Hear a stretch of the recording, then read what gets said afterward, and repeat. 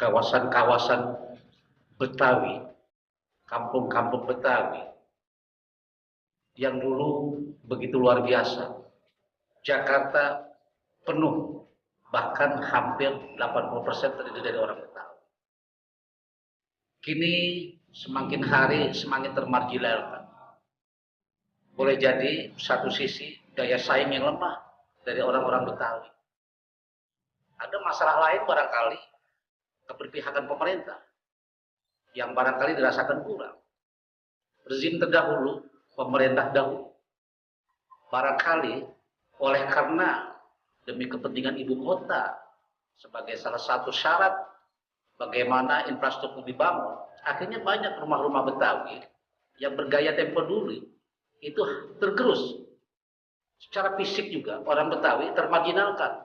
Persoalannya adalah secara personal barangkali Betawi memang SDM-nya yang perlu ditingkatkan.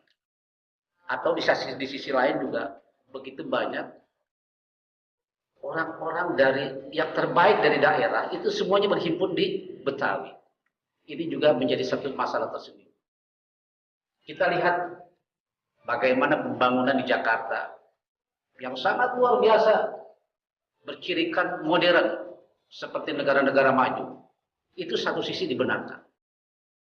Banyak persoalan yang kadang-kadang mengiris hati.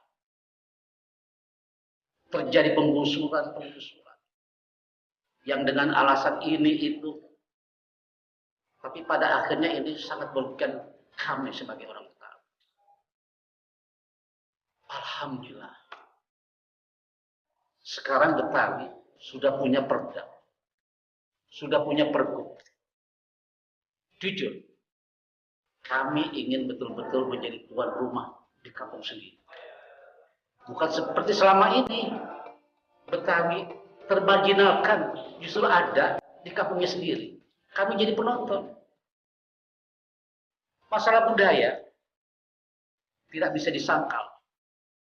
Budaya Betawi ini sangat khas. Ini adalah hasil akulturasi dari seluruh etnis yang ada di Jakarta.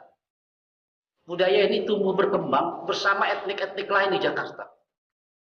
Alangkah idealnya kalau saja di satu sisi orang Betawi semakin kreatif, semakin proaktif untuk menunjukkan seni budayanya kepada semua pihak.